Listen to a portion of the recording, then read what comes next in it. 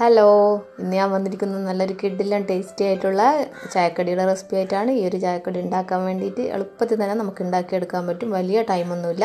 അപ്പോൾ നമുക്കിതെങ്ങനെയാണ് ഉണ്ടാക്കിയെടുക്കാൻ നോക്കാം. അപ്പോൾ അതിന് വേണ്ടി ഞാനിതൊരു ബൗൾ എടുത്തിട്ടുണ്ട്. അതിലോട്ട് ചെറുതായിട്ട് അരിഞ്ഞു വെച്ചിട്ടുള്ള ഒരു വലിയ ഉള്ളി ചേർത്ത് കൊടുക്കുന്നുണ്ട്. പിന്നെ കുറച്ച് മല്ലിയില കൂടെ ചേർത്ത് കൊടുക്കുന്നുണ്ട്.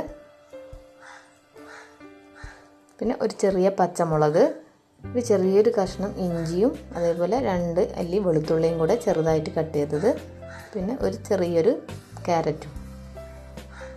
ഇനി വേണ്ടത് ബ്രെഡാണ്. അപ്പോൾ ബ്രെഡ് ഇതേപോലെ വെള്ളത്തിൽ മുക്കിയെടുത്തതിന് ശേഷം ഒന്ന് ജസ്റ്റ് ഒന്ന് പിഴിഞ്ഞിട്ട് ഇതിലോട്ടൊന്ന് ഇട്ട് കൊടുക്കാം. നന്നായിട്ട് പിഴിയേണ്ട, ഒന്ന് ചെറുതായിട്ടൊന്ന് പിഴിഞ്ഞാൽ മതി. അങ്ങനെ ഞാനൊരു 5 ബ്രെഡോളം എടുക്കുന്നുണ്ട്. അപ്പോൾ ബ്രെഡിൻ്റെ അളവ് എന്ന് വെച്ചാൽ നമ്മളിതൊരു ലാസ്റ്റ് കുഴച്ചെടുക്കുന്ന ഒരു ടൈമിലുള്ള ഒരു കട്ടിക്കനുസരിച്ച് നമ്മൾ കൂട്ടിയും കുറച്ചൊക്കെ എടുക്കാം. അപ്പോൾ ആദ്യം ഞാൻ ഒരു 5-6 ബ്രെഡ് എടുക്കാം. അതിന് ശേഷം നോക്കിയിട്ട് എടുത്താൽ മതി. ഇപ്പോൾ 2 ടേബിൾ സ്പൂൺ കടലമാവ്, പിന്നെ 2 ടേബിൾ സ്പൂൺ മൈദയും കൂടെ ചേർത്ത് കൊടുക്കുന്നുണ്ട്. വേണമെങ്കിൽ 1 ടേബിൾ സ്പൂൺ അരിപ്പൊടി കൂടെ ചേർത്ത് കൊടുക്കുക. അപ്പോൾ നല്ലൊരു ക്രിസ്പി കിട്ടും.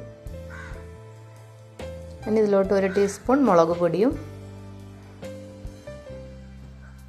1/2 ടീസ്പൂൺ മഞ്ഞൾപ്പൊടി, പിന്നെ 1/2 ടീസ്പൂൺ ഗരം മസാല പൗഡർ. പിന്നെ ഇതിലോട്ട് ചേർത്ത് കൊടുക്കുന്നത് ഞാനിപ്പോൾ മീൻ ഫ്രൈ ചെയ്തതാണ്. അപ്പോൾ നിങ്ങളുടെ അടുത്ത് മീൻ ഇല്ലെങ്കിൽ അതിന് പകരം ചിക്കനോ അല്ലെങ്കിൽ മുട്ട പുഴുങ്ങിയതോ അല്ലെങ്കിൽ ചെമ്മീനോ നിങ്ങൾക്ക് ഇഷ്ടമുള്ള എന്ത് വേണമെങ്കിലും ഈ ഒരു സമയത്ത് ചേർത്ത് കൊടുക്കാം. പിന്നെ പാകത്തിനുള്ള ഉപ്പും കൂടെ ചേർത്ത് കൊടുക്കാം. ഇനി ഇതെല്ലാം കൂടെ നമുക്ക് കൈകൊണ്ട് നന്നായിട്ടൊന്ന് പ്രസ് ചെയ്ത് കുഴച്ചെടുക്കണം.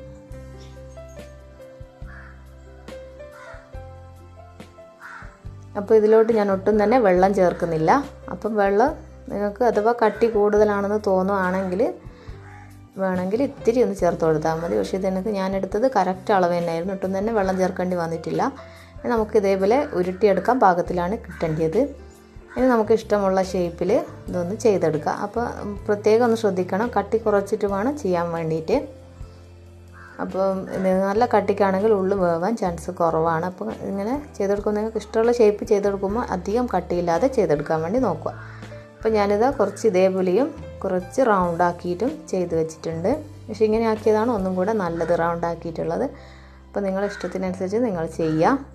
ഇത് ചൂടായ എണ്ണയിലോട്ടിട്ട് നമുക്കിതൊന്ന് ഫ്രൈ ചെയ്തിട്ടെടുക്കാം.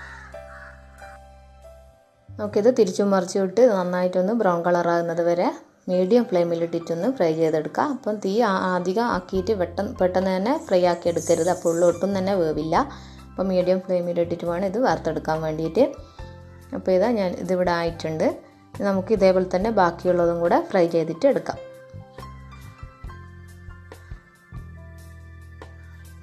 അപ്പോൾ ഇതാ നമ്മളെ ഈസിയും അതേപോലെ പെട്ടെന്ന് തന്നെ ഉണ്ടാക്കിയെടുക്കാനും പറ്റുന്ന നല്ലൊരു ചായക്കടി ഇവിടെ റെഡി ആയിട്ടുണ്ട്. അപ്പോൾ എന്തായാലും എല്ലാവരും ഒന്ന് ട്രൈ ചെയ്ത് നോക്കുക. എൻ്റെ ഇഷ്ടമായിട്ടുണ്ടെങ്കിൽ ലൈക്ക് ചെയ്യുക, അതേപോലെ കമൻറ്റ് ചെയ്യുക, ഷെയർ ചെയ്യുക.